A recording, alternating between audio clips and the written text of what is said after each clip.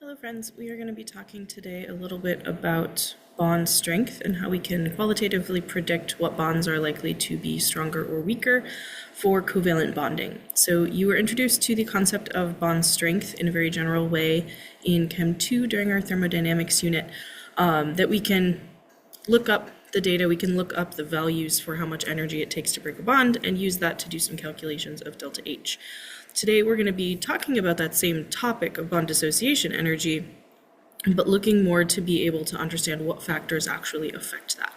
So first we need to think about what is a covalent bond, how do those form? So covalent bonds are formed when two different atoms come together in such a way that their orbitals overlap.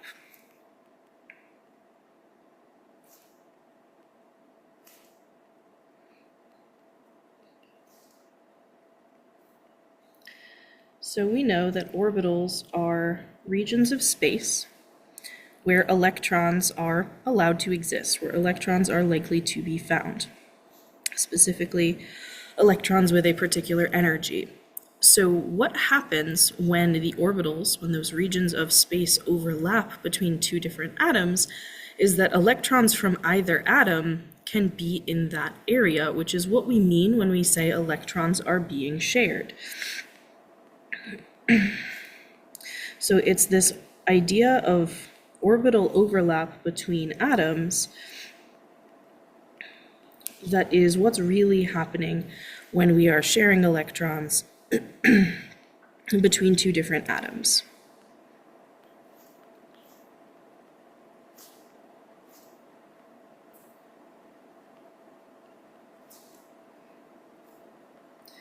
That in that overlapping area, an electron is essentially in both atoms at once. It is in the region of space for the atom that it came from, but it is also in the region of space for the other atom that it is bonding with. So the factors affecting how strong a covalent bond is really again comes back to Coulomb's law, this idea of how big are the charges and how far apart are they. So bond length, how long a bond is, the distance between the nuclei is a factor, as well as the bond order, how many shared pairs of electrons are there. So those are our two main factors affecting covalent bond strength.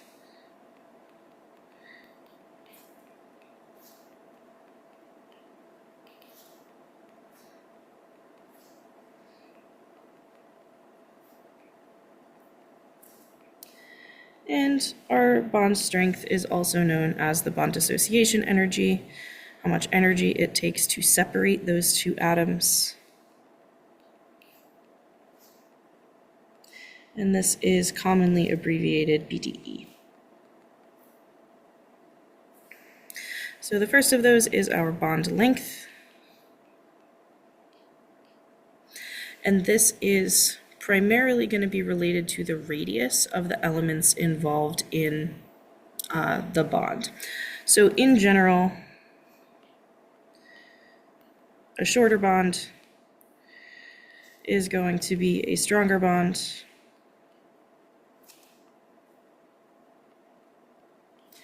At least for the same bond order. More on what that is in a moment.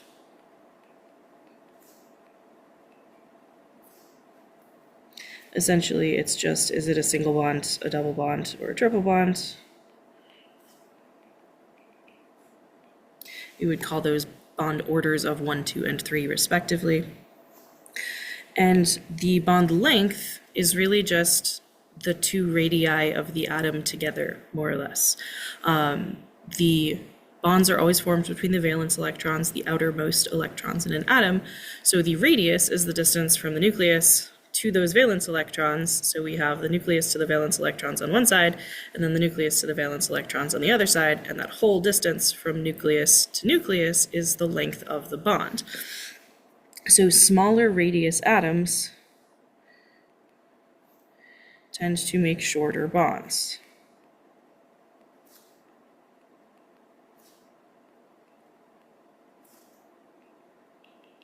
And shorter bonds tend to be stronger bonds.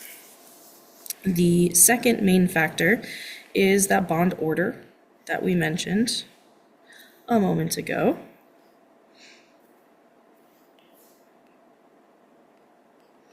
Again, just meaning is it single, double, or triple.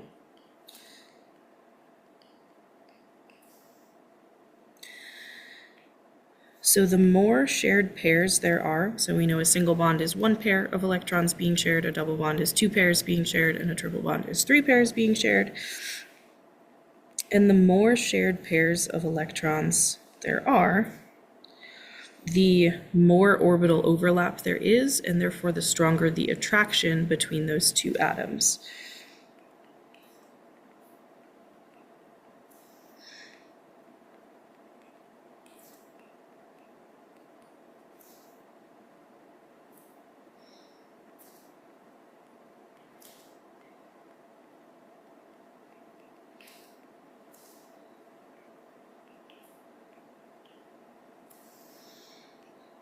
So in general, higher bond order leads to stronger bonds.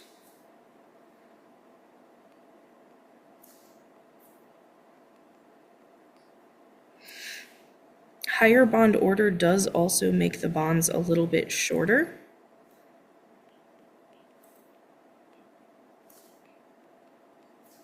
But it's a pretty minor effect. Move this down.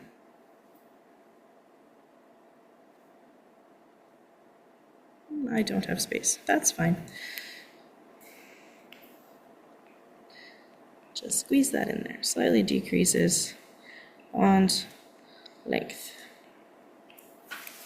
Cool. So we'll often represent this idea of bond energy or bond strength in a graph that looks like this, where the x-axis is labeled as internuclear distance, which very literally means the distance between the nuclei. So internuclear, between nuclei, distance, very literally length. So bond length is our x-axis here. Our y-axis, potential energy, is our bond energy. So what we are graphing here is if you take two atoms, and I like to kind of envision them from infinitely separated coming together. If you have two atoms that are very far apart to start, that would be over here. When they're very far apart, they can't feel each other because as distance increases, attraction decreases, or force between two particles decreases. So our potential energy is essentially zero. There is no attraction or repulsion between these two things. As you bring them closer together, at some point they're going to start to feel each other and be attracted to one another, and that is a stabilizing thing. So that is why the energy begins to decrease. And it decreases down to some point where we have a minimum, and then we see it turn around. The reason why it turns around like this is because at some point you have attractions between the electrons in one atom and the nucleus in the other, and the electrons in this atom and the nucleus in the other, and that's how bonds form. But at some point, your nuclei start to feel each other. So at first, the electrons can feel the opposite nucleus, and that's an attractive force. But when you get too close, the two nuclei, which are both positively charged, start to feel each other too, and like charges repel. So at some point, we go from having primarily attractive interactions to primarily repulsive interactions, but at the point in between is where they are exactly balanced, that the repulsive forces and the attractive forces are equal, and therefore your atoms want to stay at that distance. That is the energy minimum for them. So this energy minimum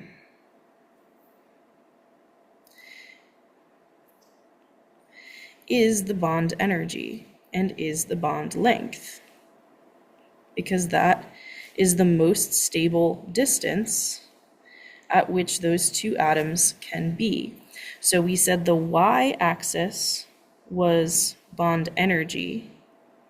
So this distance here, the amount that our energy decreases by when we bring the atoms together, if we wanted to separate those atoms, we would have to put that amount of energy back in order to pull them apart. So that amount of energy is our bond dissociation energy.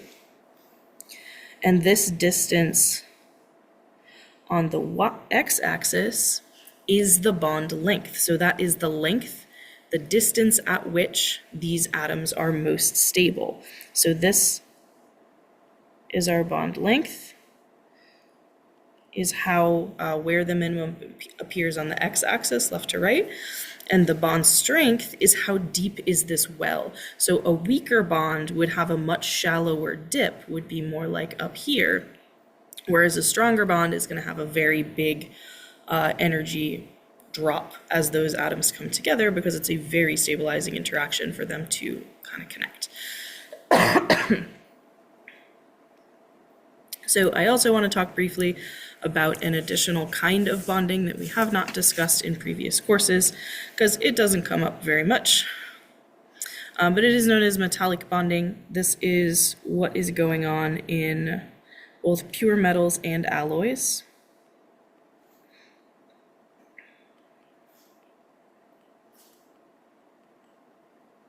Anything involving just an elemental metal, not ions, is going to be held together by metallic bonding.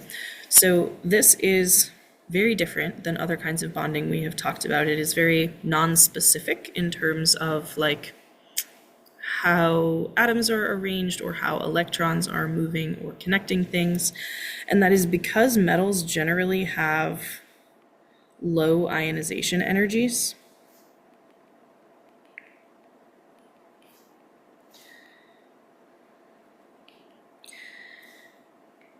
And what that means is that their structure ends up being kind of like a lattice of nuclei or a lattice of cations with just a bunch of electrons kind of flowing around. Low ionization energy means the outermost electrons are very loosely held by metals, so they're able to kind of flow freely from one atom to another.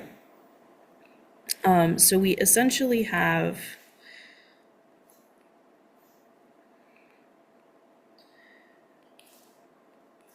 this kind of lattice of cations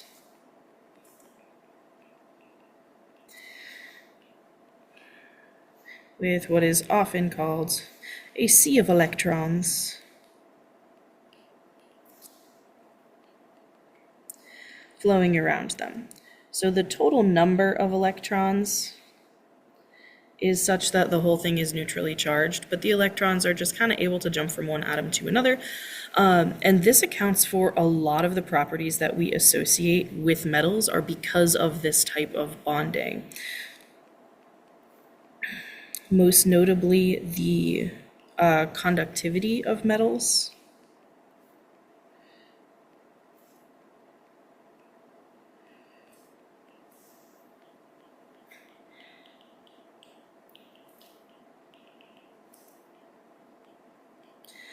Something being conductive or being able to conduct electricity is just being able to have charged particles move around. We know that aqueous solutions are conductive because the ions can move around in the water and carry an electric current, like in an electrolytic cell or a galvanic cell.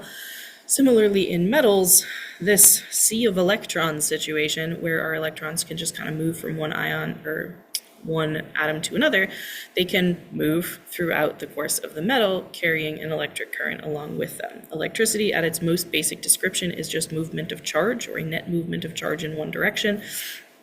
So the loosely held nature of the valence electrons of metals allows them to conduct electricity, because the electrons can just kind of move around. So this idea that electrons move freely through the substance, through the metal. Sorry, the Apple Pencil is not cooperating.